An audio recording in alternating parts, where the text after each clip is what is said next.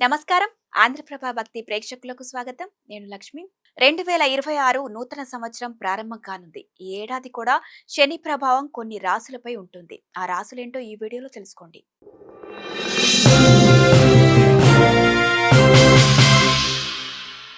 కొన్ని రోజుల్లో క్యాలెండర్ మారుతుంది, కానీ శని అదే రాశిలో సంచరిస్తాడు.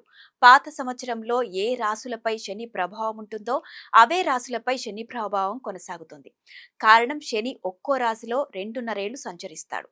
అంటే 2.5 ఏళ్లకు ఓసారి రాశిపై శని ప్రభావంలో మార్పులు వస్తాయన్నమాట.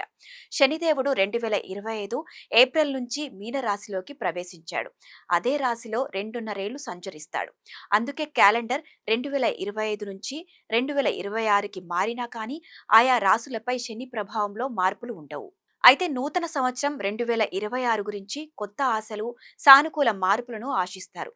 కానీ జ్యోతిష్య శాస్త్రం ప్రకారం నూతన సంవత్సరం చాలా రాశి చక్ర గుర్తులకు కష్టతరంగా ఉండవచ్చు. దీనికి కారణం శని సాడే సతి అని చెప్పాలి. అయితే శనిని న్యాయదేవతగా భావిస్తారు. ఇది చాలా శక్తివంతమైన గ్రహం. శని మనిషికి కర్మల ప్రకారం ఫలితాలను కూడా ఇస్తాడు. శని గోచార సమయంలో జీవితంలో పోరాటం, ఒత్తిడి, ఆలస్యం, మానసిక హెచ్చుతగ్గులు కనిపిస్తాయి. అయితే 2026లో శని రాశిని మార్చాడు. శనిదేవుడు 2.5 సంవత్సరాలకు ఒకసారి రాశిని మారుస్తాడు. 2025లో మీనరాశిలోకి ప్రవేశించిన శని భగవానుడు 2027 జూన్ వరకు అదే రాశిలో ఉంటాడు. అటువంటి పరిస్థితిలో 2026లో శని రాశి మార్పు ఉండదు. ఏ రాశి చక్ర గుర్తులపైన శని ప్రభావం నడుస్తుందో అదే 2026లోనూ కొనసాగుతుంది. ఈ కారణంగా 2026 సంవత్సరంలో కూడా ఈ రాశి చక్ర గుర్తులు శని యొక్క ఈ తీవ్రమైన ప్రభావం ఉంటుంది. ఈ సమయంలో ఎక్కువ సహనం, సంయమనం పాటించాలి. ఇక 2026లో ఏ రాశి చక్ర గుర్తులపై శని ప్రభావం ఉంటుందో తెలుసుకుందాం. కుంభరాశి. కుంభరాశి జాతకులపై ఏలినాటి శని చివరి దశ నడుస్తోంది. మీ రాశి నుంచి శనిదేవుడు 2వ స్థానంలో ఉన్నాడు.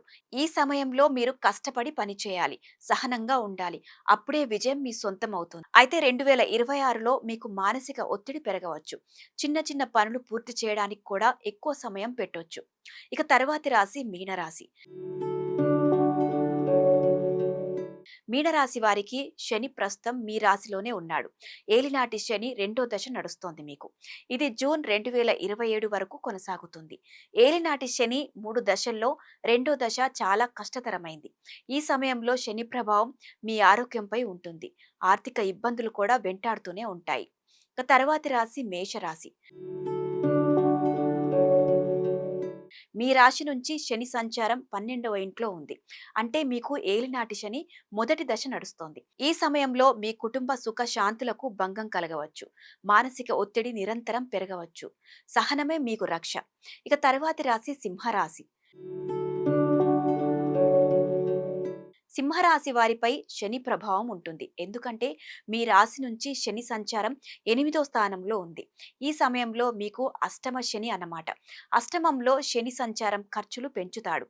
అనుకోని ప్రయాణాలు చేయవలసి వస్తుంది. మానసిక, శరీర బాధలు పెరుగుతాయి. ఇక తరువాతి రాశి ధనుస్సు రాశి. ధనుస్సు రాశి వారికి జూన్ 2027 వరకు శని సంచారం మీనరాశిలో ఉంటుంది. అంటే మీ రాశి నుంచి 4వ స్థానంలో శని సంచారం. దీన్ని అర్ధాష్టమ శని అంటారు.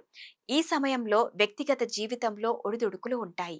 ఆస్తులకు సంబంధించిన వివాదాలు ఏర్పడతాయి. శని ప్రభావం నుంచి తప్పించుకునేందుకు పండితులు కొన్ని పరిహారాలు చెబుతున్నారు. అవేంటో ఇప్పుడు చూద్దాం. ప్రతి శనివారం శనిదేవుణ్ణి, హనుమంతుణ్ణి పూజించాలి. శనివారం నాడు రావి చెట్టుకు నీరు సమర్పించి ప్రదక్షిణలు చేయాలి.